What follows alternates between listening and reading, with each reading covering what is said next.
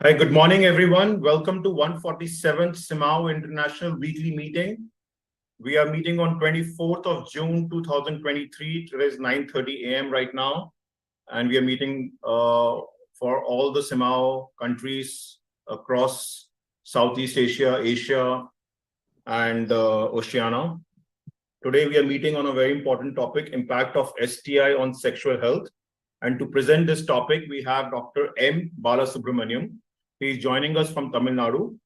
He is the recipient of Dr. Chako Medal in MD Virology from University of Madras. He's a retired Deputy Director, Tamil Nadu State AIDS Control Society, former State Secretary, President and National Vice President of IMA, organized more than 100 programs on STD.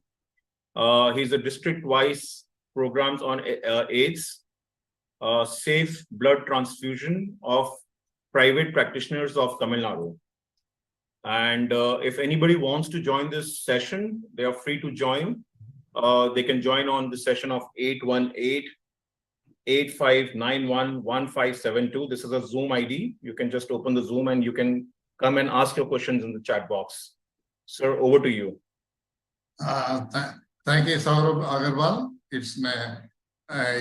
At the outset, let me thank CMAAO and IJCP for providing me the maiden opportunity to join and speak about a topic. And let me first pay homage to Dr. K.K. Agarwal, with whom I was acquainted with him for more than 2 decades in IMA. And dear friends,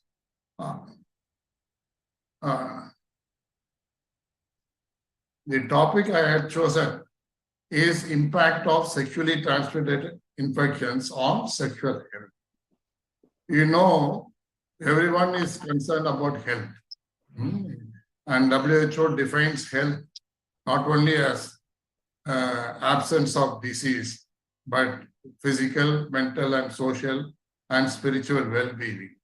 And one aspect of health is the sexual aspect with which many of the people, especially people from 15 to all the years they are living in this world, they are concerned about having a good sexual health. Slides. Kindly excuse me.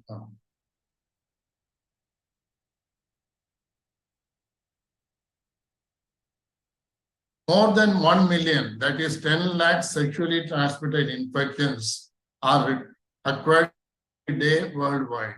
Yesterday it was 23rd, and by the dawn of 24th of June, we have 10 lakhs people who have acquired sexually transmitted infection last night or last day. Each year, there are estimated 374 million new infections. We have only 365 days in a year, but the number of STI outscores the number of days in a year, and we have 374 million new infections with one of the 4 curable sexually transmitted infections, namely the chlamydia, gonorrhea, syphilis, and trichomoniasis. More than 500 million people in the age group of 15 to 49 years are estimated to have genital infection with herpes simplex virus, that is HSV type 1. Human papilloma virus infection, HPV infection, is associated with over 311,000 cervical cancer deaths each year. About 1 million pregnant women were estimated to be infected with syphilis in 2016, resulting in over 350,000 adverse birth outcomes. STI have a direct impact on sexual and reproductive health through stigmatization, infertility, cancer, pregnancy complications, and can increase the risk of HIV infection. If a person has sexually transmitted infection, that is an ulcer, is more prone to get HIV and more prone to transmit HIV also. Drug resistance is a major threat to reducing the burden of STI worldwide.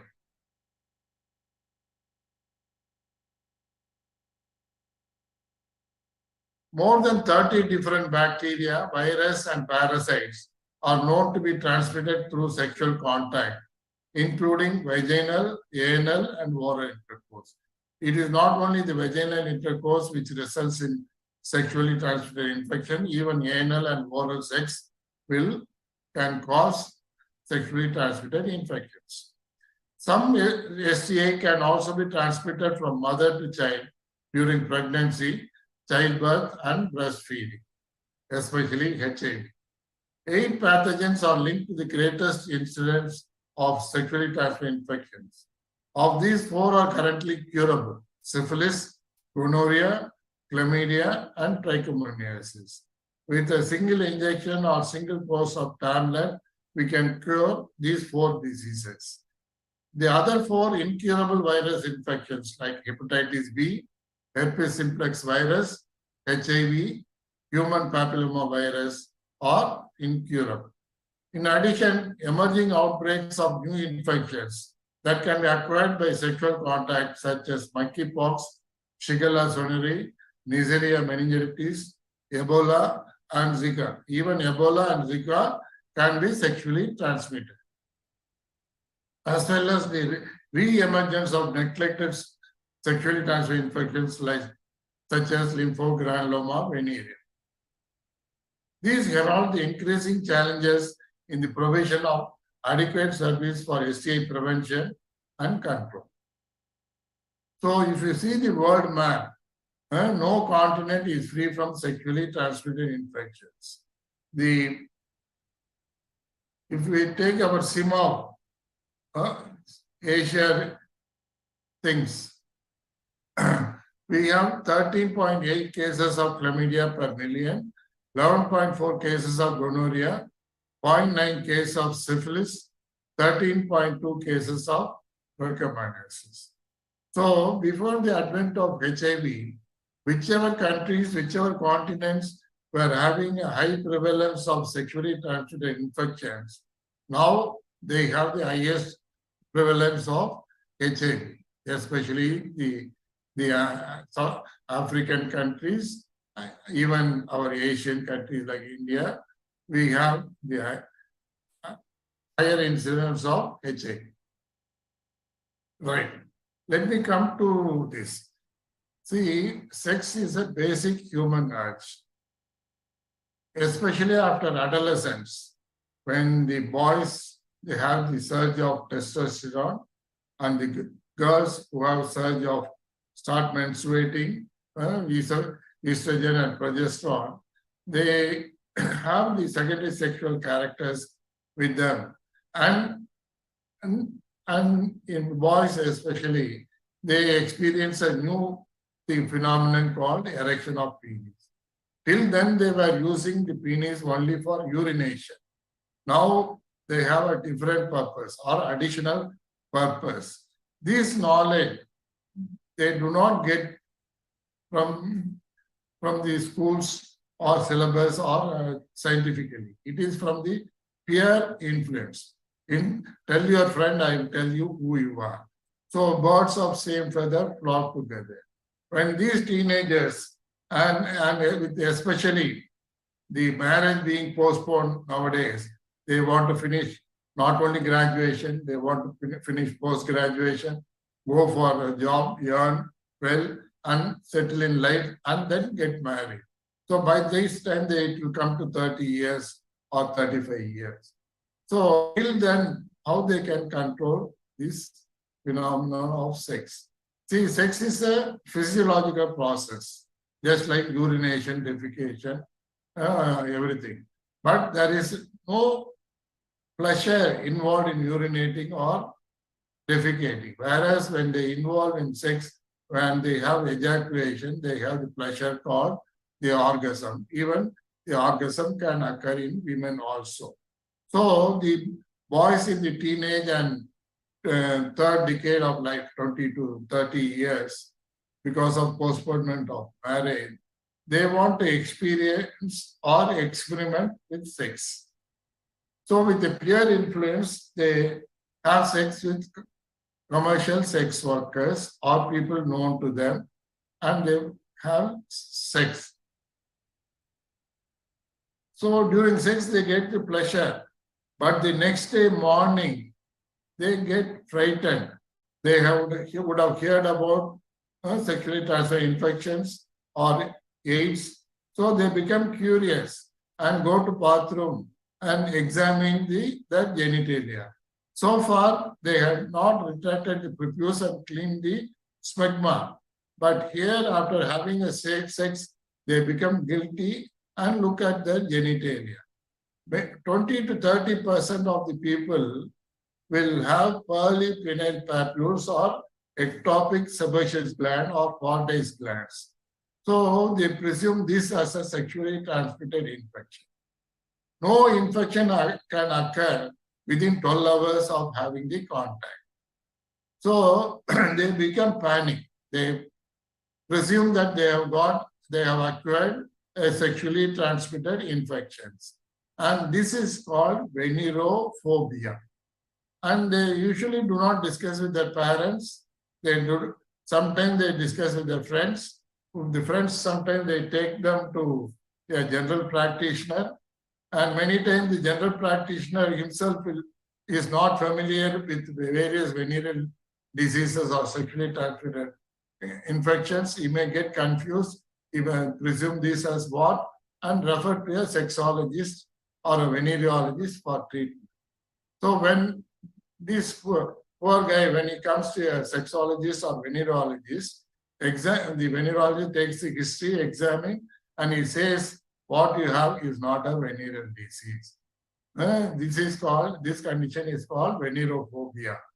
Venerophobia is defined as an exaggerated or irrational fear of contracting venereal disease following an isolated or multiple episodes of sexual intercourse.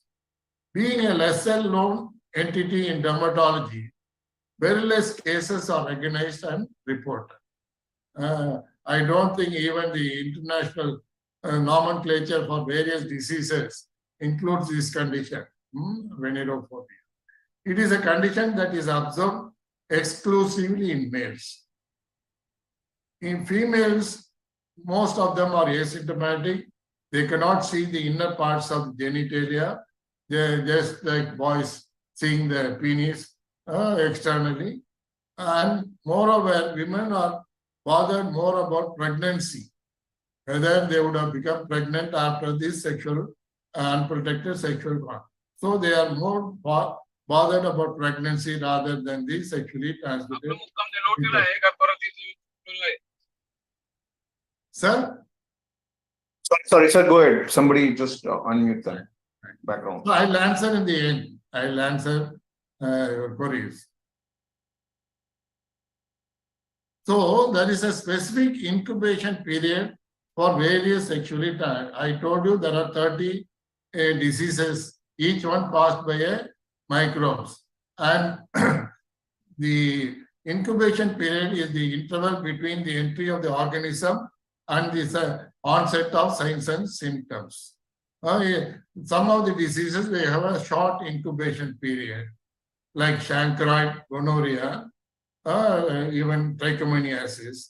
Syphilis has got a medium incubation period of 10 to 90 days. Chlamydia, 14 to 21 days. HIV, 14 days or even little longer. Genital herpes, 2 to 14 days. Hepatitis B, 20 to 42 days. Scabies, you may wonder whether scabies is a sexually transmitted disease. All contagious diseases are sexually transmitted because the contact is more intimate and more prolonged in sex. So contagious diseases are also sexually transmitted. And genital warts, it may range from 90 days to 6 months or so. So there is no sexually transmitted within 24 hours. It takes at least 24, usually 2 to 3 days in chancroid, gonorrhea, and herpes. Rest of them, they have incubation period is 2 to 3 weeks. Each sexually transmitted disease has got its own sequelae. The sexually transmitted infections are global and national health priorities because of their effect on women and infants and interrelationship with HIV and AIDS. STI can cause a variety of long-term health problems. The sequelae of STI includes pelvic inflammatory disease. See, the gonorrhea and chlamydia, which causes cervicitis, ascends up and into the uterus and to both fallopian tubes. So it is called as bilateral salpingitis. When bilateral salpingitis, when they heal, sometimes they can occlude the fallopian tubes and cause infertility. Bilateral tubal block can occur. When she has got active meningitis, if pregnancy or fertilization occurs, which usually occurs in the fallopian tubes and later on moves into the uterus, here because of active salpingitis, it will not move.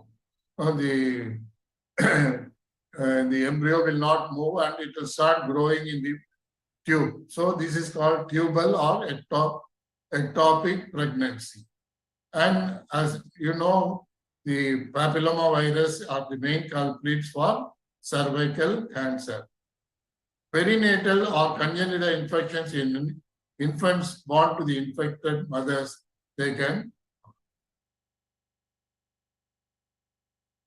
I think I can narrate in a separate lecture or in newborns. So, to treat various sexually transmitted infections, the CDC, Center for Disease Control, or in India, we have NACO, National AIDS Control Organization.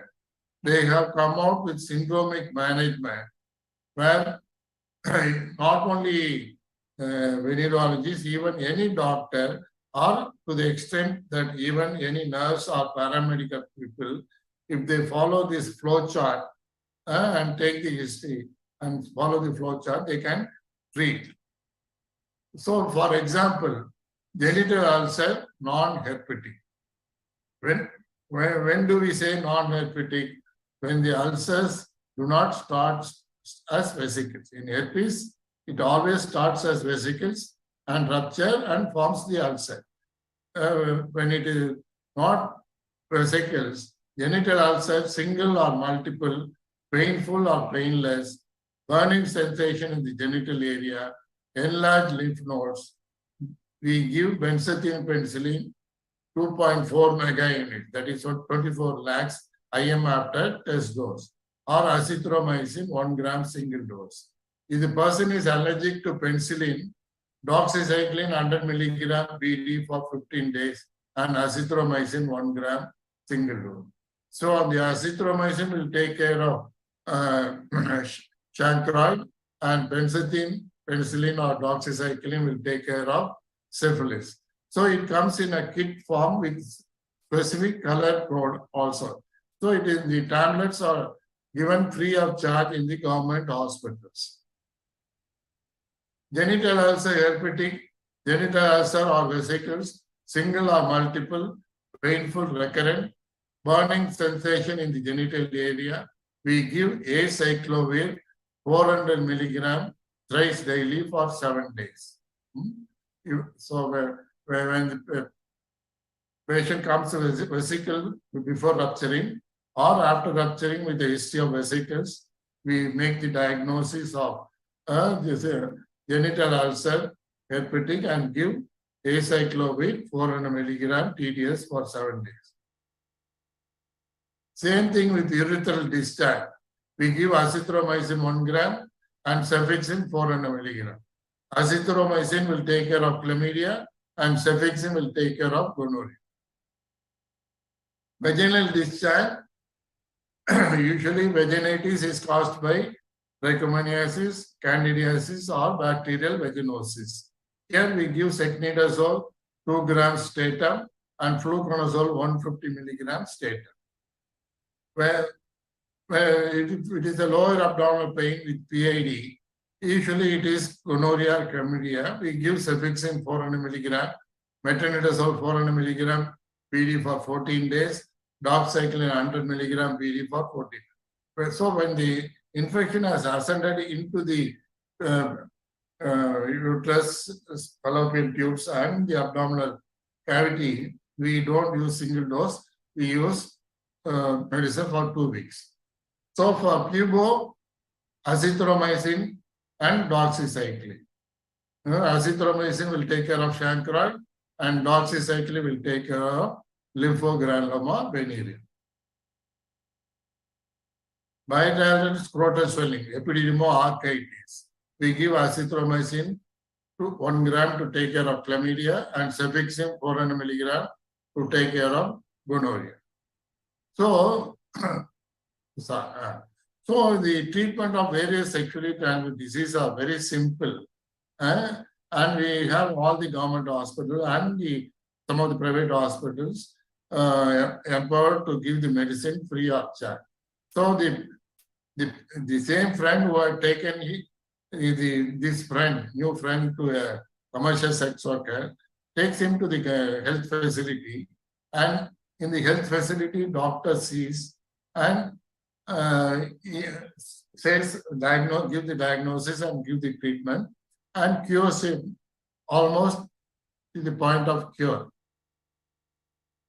Not only that, we here when the person comes to the health facility, we do little counseling and tell about the various sexually transmitted infections and the chance of getting the HIV infections, incurable HIV infection. And also tell now HIV infection has become a chronic manageable disease rather than a killer disease. So we always advise them A. A is abstinence till marriage, abstinence in sex till marriage.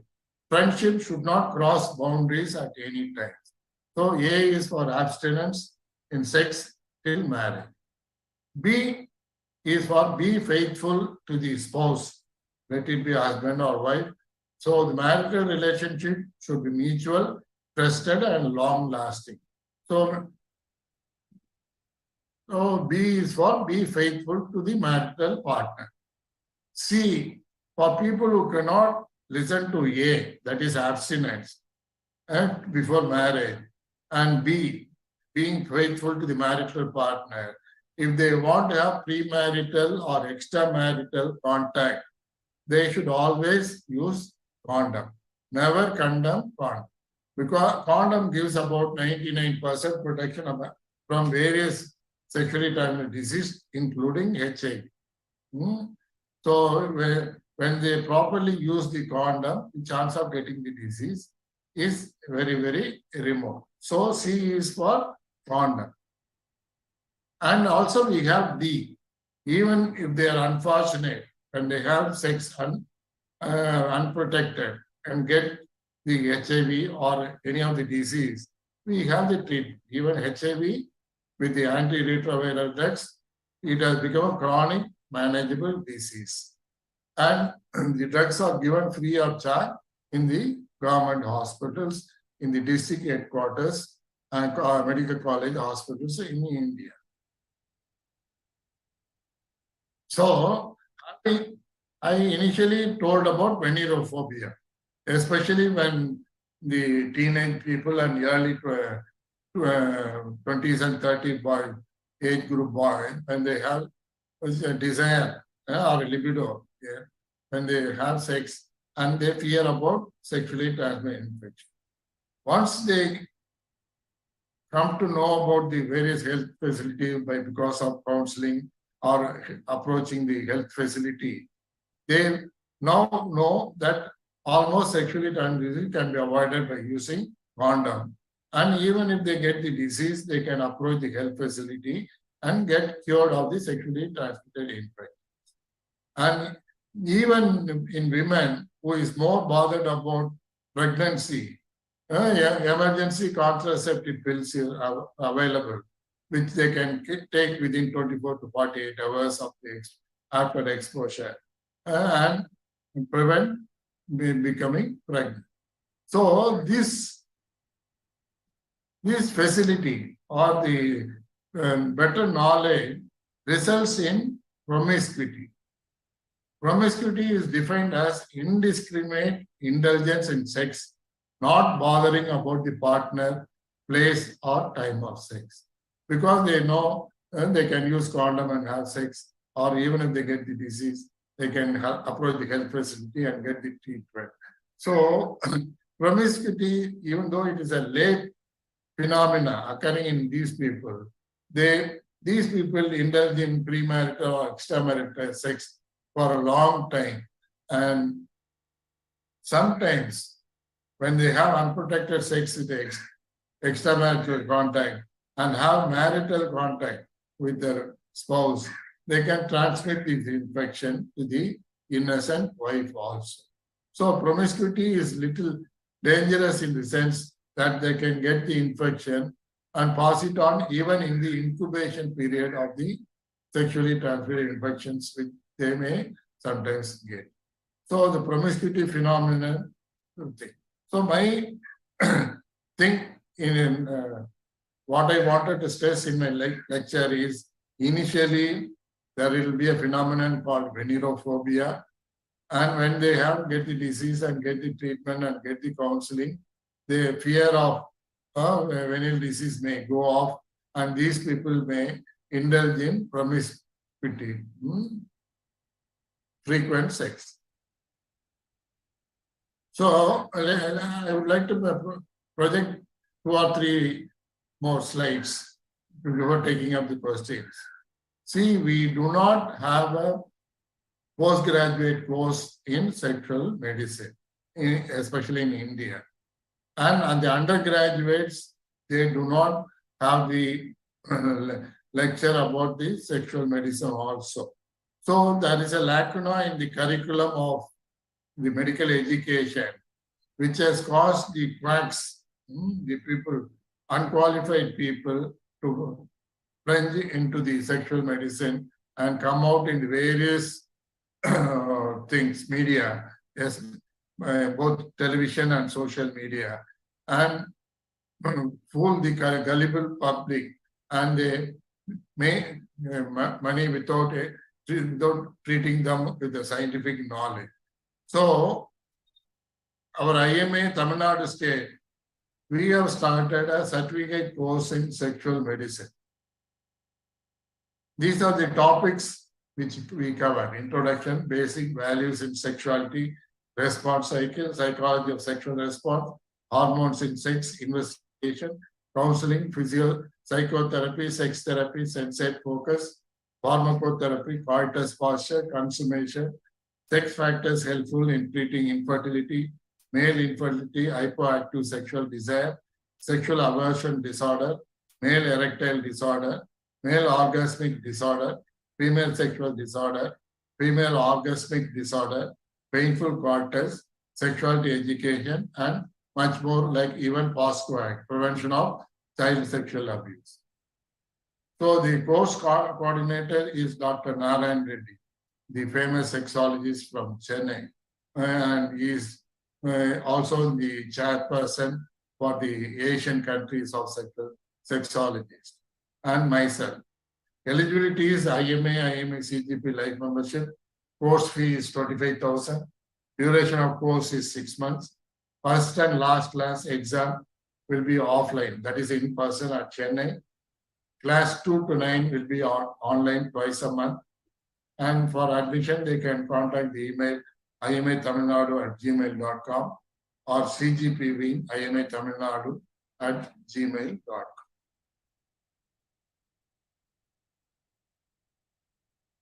So if there is any questions, I come to know that all are stalwarts in their respective countries, and many of them, what I had given is only for the fresh general practitioners or to the public who sometimes may also attend this.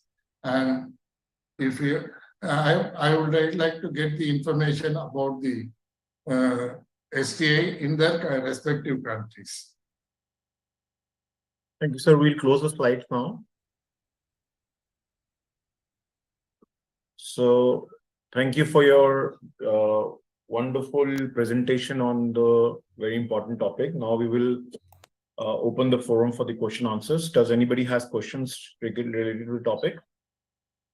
Yes, Dr. Jonkar.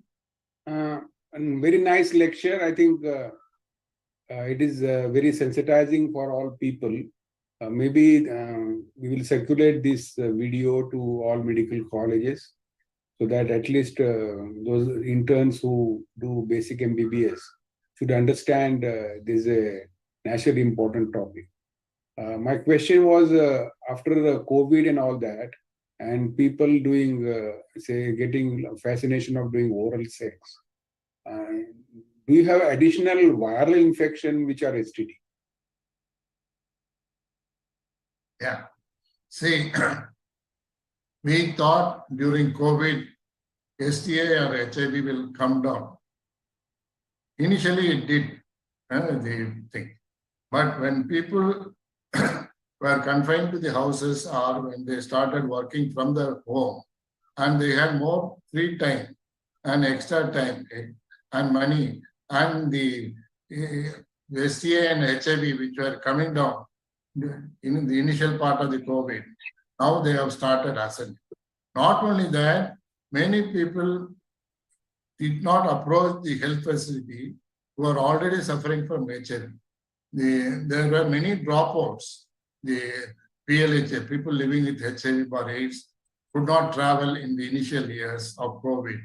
They cannot come to the hospital to get the monthly quota of free medicines. They did not take the medicines.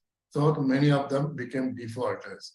Now, with the COVID coming down and other things, so the health facilities, mainly we call it as ART center, antiretroviral centers, they have started working full time. They are contacting the people who are not reported. Some of them might have died also of the COVID opportunity infection. They usually do not die of HIV. They may die of opportunity infection like tuberculosis and other. So we are finding it difficult also because of the COVID. And definitely it has not taken the fear part from the public. Even some of the countries, they have reported more deliveries, pregnancy and deliveries during the COVID time, rather than the things. Thank you. So there's a question on the Facebook. It says that is it true that there could be no symptoms and still there could be an STD or STI? Yeah. We call it as not asymptomatic, we call it as latent. Latent means hidden. See, some syphilis causes ulcer from the 9th day to 19th day. If the person has got phimosis and if the ulcer develop in the inner aspect of the prepuce, you may not notice it because it is painless. So same way with HIV. So then he goes into the latent syphilis and develops secondary syphilis. The secondary syphilis, we have skin rashes. They are non-itchy. The beauty of syphilitic skin rash is bilateral, symmetrical, non-itchy, macular, papular, papulosquamous lesions. So since it is non-itchy, you will not come to the medical, approach the doctor to get it treated. So you will skip. It may heal within a month or a few months. And he goes and develop neurosyphilis, cardiovascular syphilis, gamma, like that, ocular syphilis. So a person can be asymptomatic, can harbor the infection. And up to 2 years, he is infectious. After 2 years, he may not be infectious to the sexual partners. Same way with the HIV. HIV virus enters through sexual contact. It does not cause any lesion over the genitalia or mouth immediately after the window period. We call it as window period of 3 weeks to 3 months. Only the blood test becomes possible. Sometimes the fever is mild and ignored as a viral fever. And it goes into the asymptomatic phase or latent phase and develop the opportunity infections when the CD4 counts gradually falls, especially when it falls below 350, the develops opportunity infection and manifests the opportunity infection. The main things of 3 cardinal things of more than 10% of weight loss within a month, diarrhea more than a month, and fever more than a month occurs only at the end stage or full-blown age.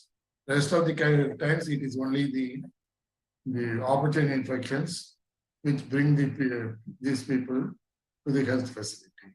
So, and especially in women, the vagina and cervix are inside of the thing and they cannot watch it even wash the genitalia. And their white discharge is almost normal in all women. 1 teaspoon of white discharge in a day is considered as a normal. Only when it is more or swelling and other symptoms like pain, itching or that, we say that white discharge. So many times they ignore this. And what if they occur in the cervix? After a few years, they may turn malignant. The cervical cancer can be there. So many times it is asymptomatic one. There's a question by Dr. Khatri. How do you manage HPV? Human papillomavirus. See, even though the human papillomavirus or common skin wart is almost the same, like genital warts, both are not synonymous. The strain is different. There are more than 30-40 strains of human papillomavirus, and many of them cause the benign common skin wart. Whereas in genitalia, the strain is little different. And the appearance also, the common wart will be of the same color as the skin. Whereas the venereal wart, it will be reddish because it is non-keratinized and we can see the blood vessels inside the wart. So they are either reddish or pale in color. And the treatment also, the treatment which we give for common skin wart, this one, acetic acid, salicylic acid, they are not, they should not be used for this venereal wart. And the same medicine, podophyllin, which is used for venereal wart, used for skin wart because they are not common skin wart is keratinized and podophyllin will not penetrate through the keratin layer. And this, so we use either chemical cautery or electrical cautery or laser. We cauterize these warts and make it fall off.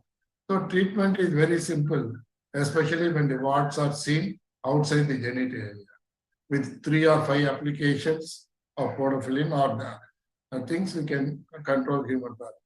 So in women, the cervicitis is cervical cancer is most likely due to human papilloma. That is why the vaccine which is used for human papillomavirus used to prevent the cancer cervix in women. As for we venerologists, we do not give this vaccine for the promiscuous people to prevent this one, developing the venereal wart, because we can treat them if they get, or advise them to use condom. So this is in a nutshell human papillomavirus. I would like to speak separately on human papillomavirus as well as herpes simplex virus also.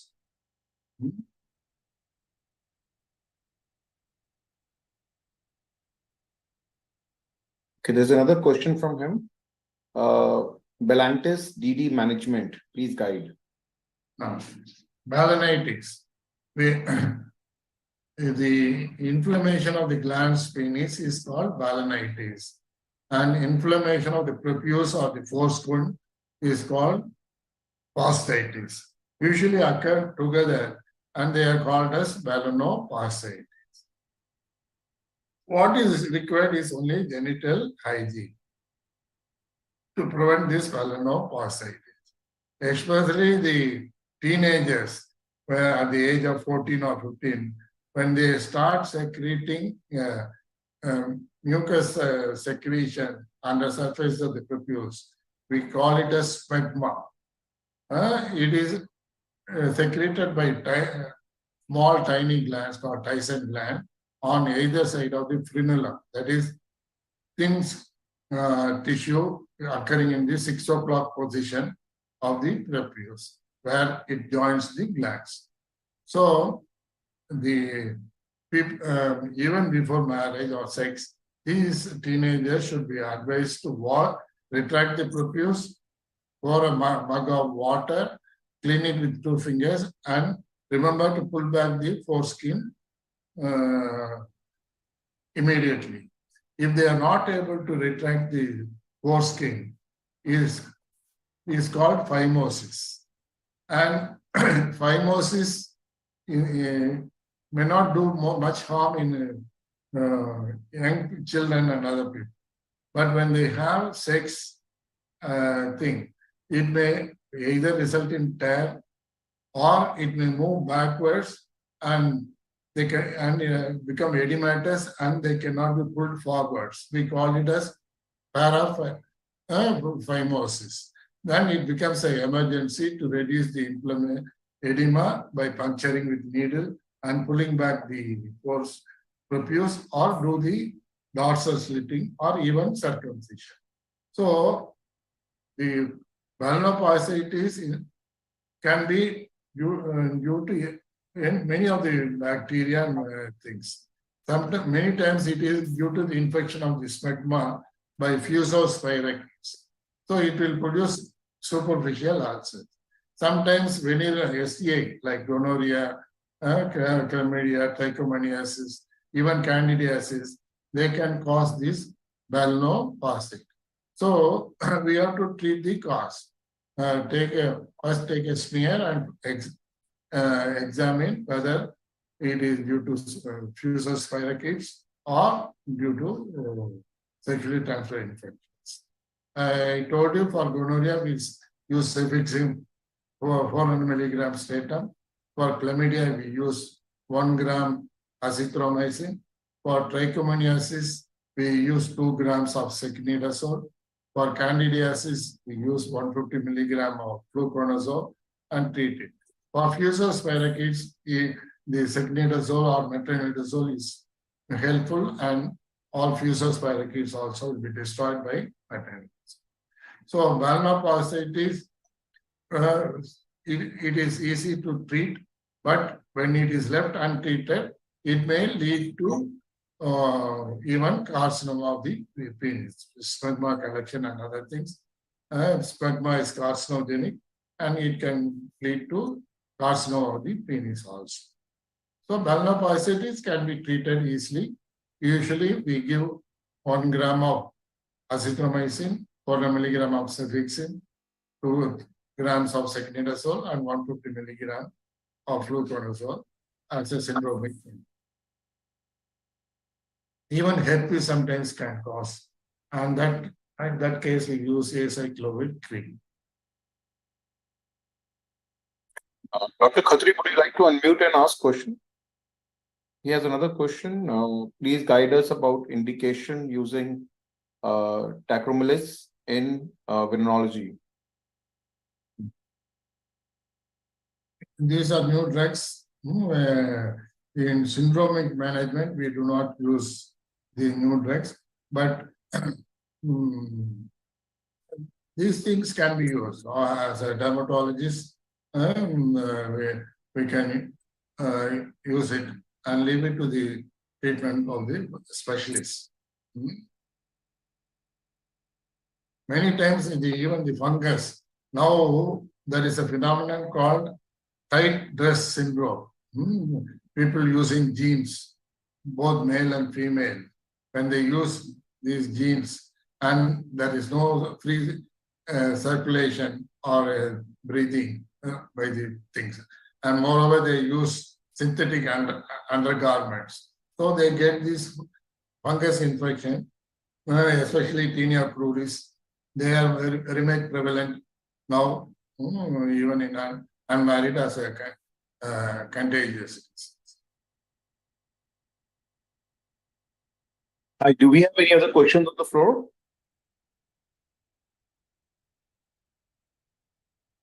Hi, Dr. Akhtar, Dr. Kazi, Dr. Naidu, Dr. Prakash. Hi, good morning.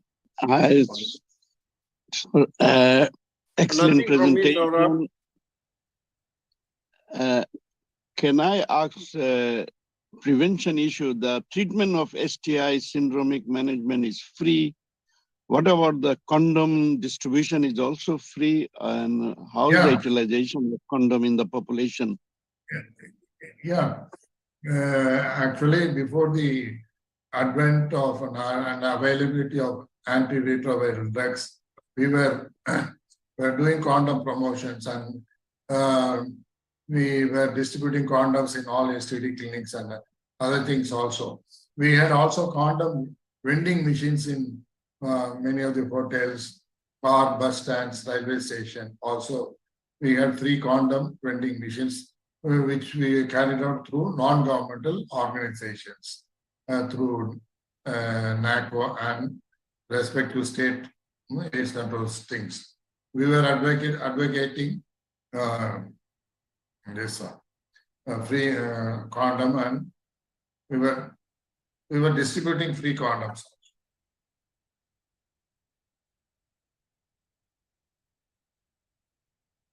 Dr. Ravi? Sharab. One is- question, Saurabh. Yeah, Dr. Ravi. Dr. Basit, just give me a second. Dr. Balasubramaniam, thank you very much for your excellent talk. There's one part of your slide I saw that the best thing to do is avoid sex before marriage. But unfortunately, if you see the present generation, I don't think that sort of a thing is going to be possible. So definitely there's going to be transmission quite rampantly. Yeah. So, even though we talk about culture of India and other Asian countries, which we have been having it for centuries, now because of globalization and influence of the Western world, as not only the pizza and burger have come to India, but all the other things have come to India also. Now, boys and girls mingling is not that much forbidden.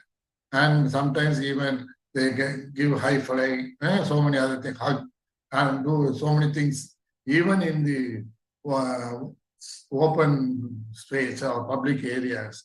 So touching is not also considered as a sin or something in things. But nowadays, these people have become more clever. They know things. Many people, they know how to safeguard themselves. They safeguard themselves and avoid certain intimacy situations of being alone, male and female alone. Or when they understand each other and give consent, and they may have. See, what law prevents is sex should not happen by compulsion, coercion, or assault. And if it happens with both the persons concerned, and it is not a punishable offense. Only thing is, even a person below 18 years cannot give consent. So he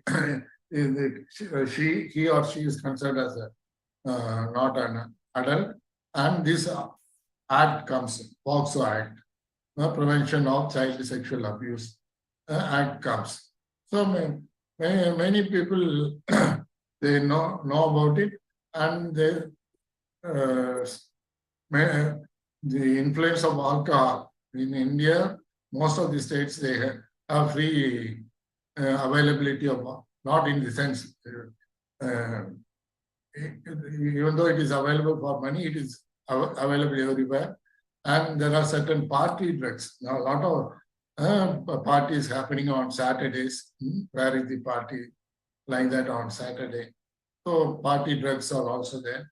So a person who is about to get spoiled, or we cannot even use the word spoil, things, they may experience and come out of the things. Now, that is a very old saying, chastity is lack of opportunity. It is never a thing. Any person can indulge in sex, even premaritally or extramaritally also. Only thing is he should know about the things. He should be sensitive. Now we have started including the curriculum also, college curriculum, higher education curriculum. So they should be sensitized before the age of 14. And after that, they can take the decision. Then the effect and after effects rest upon the individual, not on the community or the government.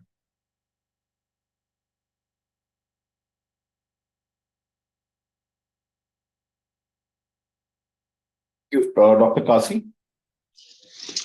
Yeah, thank you, Sarab. It was a wonderful talk. And my question is, your comment about a routine male circumcision as a preventive procedure. What's your comment about that? I mean, taking circumcision as a preventive procedure, will it be good to have male circumcision in the early age before adulthood? Will that be?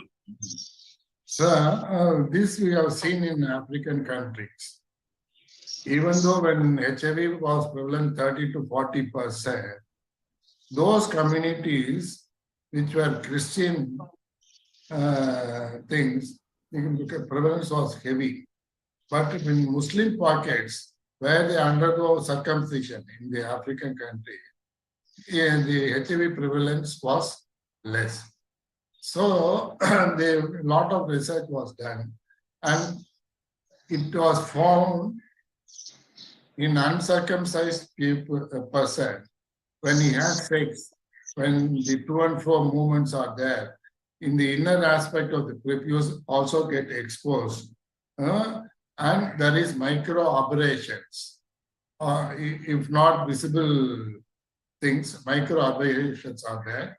This HIV present in the women, even though they are non-motile, they just cling to these microfissures, and the target glands called CD4, they are very much available on the inner aspect of the prepuce. So the virus easily clings into these Langhans cells of CD4. Once it enters into the CD4, it cannot be destroyed by drugs.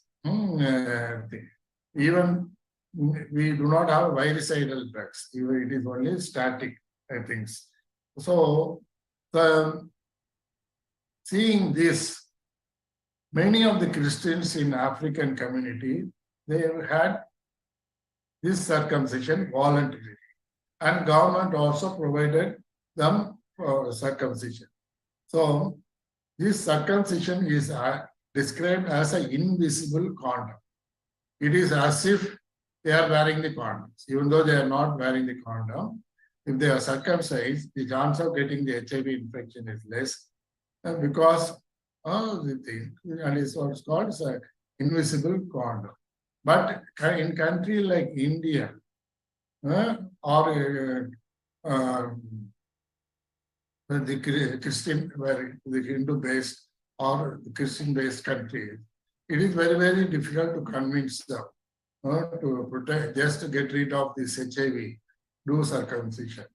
So none of the government in India, they have not propagated this circumcision. But if you ask me personally, circumcision is good in the sense, it not only prevents the acquiring HIV, even for sex, for premature ejaculation, circumcision is good. Once the glands is exposed and it is contact with the undergarments in circumcised people, desensitization occurs and this premature ejaculation comes down drastically. So for premature ejaculation, we were advising anesthetic agents like xylocaine jelly, or where we were doing circumcision. So in both the ways, circumcision is a sign. I feel that it is a scientifically approvable things which can be done. Okay, thank you. So we have any other questions on the floor?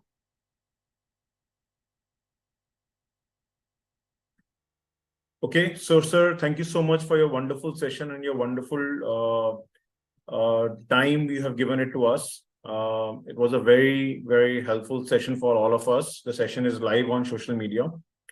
So with this note, we would like to end today's session. And we again thank you for your guidance. And I also thank all the members who are joining in here and patiently listen to the session and ask questions. So with this note, we will end the session. Thank you everyone for joining in. See you again next session. Thank you.